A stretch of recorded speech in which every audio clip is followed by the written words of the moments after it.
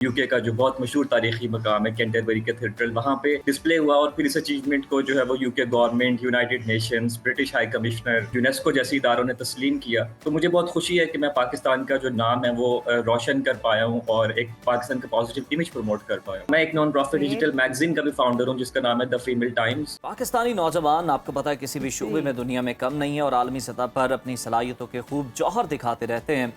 पाकिस्तानी नौजवान मुसन्निफ हसन सिद्दीकी ने अदबी मैदान में तारीख रकम की है। ये पहले पाकिस्तानी हैं जिनका काम बरतानिया के तारीखी मकाम और यूनेस्को आलमी सकाफती विरसे की साइट कैंटरबरी कैथेड्रल में नुमाइश के लिए पेश किया गया। इस तारीखी कारनामे पर बरतानवी हुकूमत और अक़वाम मुत्तहिदा की जानिब से इनके काम को और इन्हें खूब सराहा गया। जी बिल्कुल। और इस वक्त जी अवार्ड याफ्ता मुसन्निफ हसन सिद्दीकी हमारे साथ मौजूद हैं, उनसे बात करते हैं, उनकी जर्नी जानते हैं। तो वेलकम टू सुनो Pakistan and a very happy good morning कहिएगा।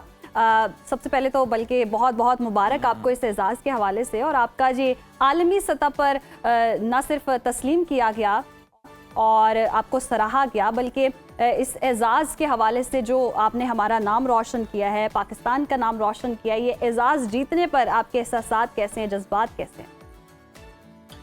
जी अस्सलाम वालेकुम and good morning to you and whole Pakistan. First of all thank you so much for having me. और जहाँ तक मेरे एहसासात और जज्बात की बात है तो मैंने कभी एक्सपेक्ट नहीं किया था कि इस तरह का कुछ होगा, लेकिन ये है कि मैंने अपनी पूरी मेहनत की थी और मेरी कोशिश थी कि मैं लिटरेचर के मैदान में पाकिस्तान का जो नाम है वो रोशन करूं। और मुझे बहुत खुशी है कि मुझे ये ऑनर मिला कि मैं फ़र्स्ट पाकिस्तानी राइटर बनाऊं जिसका काम यूके का जो बहुत मशहूर तारीखी मकाम है कैंटरबरी कैथेड्रल, वहाँ पे डिस्प्ले हुआ और फिर इस अचीवमेंट को जो है वो UK government, United Nations, British high commissioner और यूनेस्को जैसी इदारों ने तस्लीम किया। ये इस बात का सबूत है कि पाकिस्तान में जो है वो बहुत ज़्यादा टैलेंट मौजूद है, ना सिर्फ इंटरटेनमेंट या स्पोर्ट्स में बल्कि लिटरेचर जैसे जो है वो मैदान में भी। तो मुझे बहुत खुशी है कि मैं पाकिस्तान का जो नाम है वो रोशन कर पाया हूँ और एक पाकिस्तान का पॉजिटिव इमेज प्रमोट कर पाया हूँ।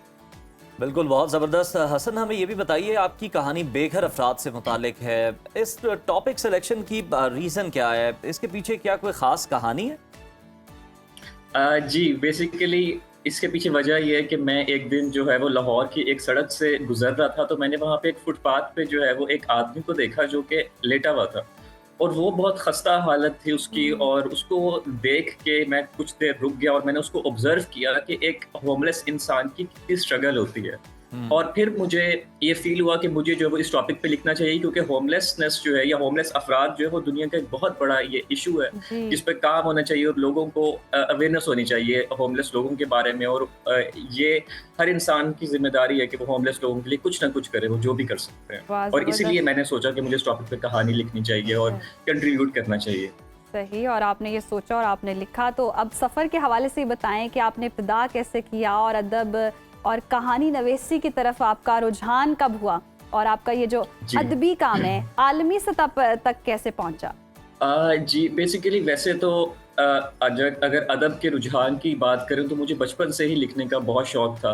और फिर हुआ ये कि 4 साल पहले जो है वो मैंने प्रॉपर तरीके से अपनी एक लिटरेरी जर्नी स्टार्ट की। मेरी एक किताब जिसका नाम 20 bright paths stories of growth and learning है, वो यूएसए में पब्लिश हुई। और उसके अलावा मुझे नासा की तरफ से रिकग्निशन सर्टिफिकेशन मिली हुई है ऐसे राइटिंग पे।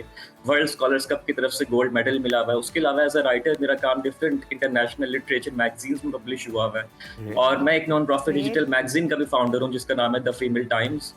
और मेरा स्पेशल तौर पे जो फोकस रहता है वो सोशल इश्यूज के हवाले से रहता है, क्योंकि मुझे लगता है कि राइटिंग जो है वो जिम्मेदारी है।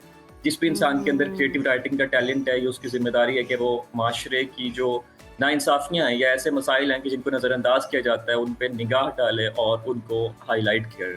और आप बहुत तो अच्छे तरीके से हाईलाइट कर भी रहे हैं। ये तो आपने अपनी जर्नी बताई, इब्तिदा बताई। मुस्तकबिल के क्या प्लान्स हैं और आने वाले वक्तों में हम कोई प्रोजेक्ट देख सकते हैं?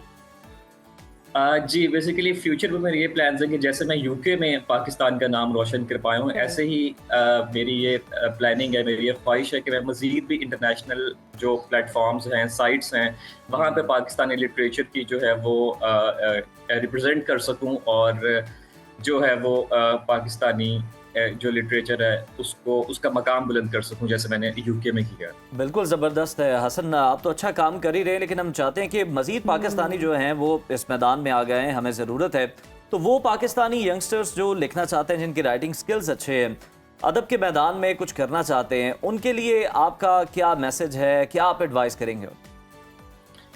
उनके लिए मैं ये एडवाइस करूँगा कि सबसे पहले तो आप क्रिटिसिज्म और डिस्करेजमेंट से आपने घबराना नहीं है, क्योंकि अफसोस ये है कि पाकिस्तान में जो है वो लिटरेचर की इतनी अंडरस्टैंडिंग नहीं है, ना ही यहाँ पे लिटरेरी अचीवमेंट्स को वैल्यू किया जाता है। उसका सबूत ये है कि मेरी अचीवमेंट एक ऐसी अचीवमेंट जिसको यूके गवर्नमेंट, यूनाइटेड नेशंस तक जैसे इदारे रिकग्नाइज कर चुके हैं, स्टिल पाकिस्तानी गवर्नमेंट ने उस अचीवमेंट को एक्नॉलेज नहीं किया, despite repeated outreach efforts including letters to CM and prime ministers.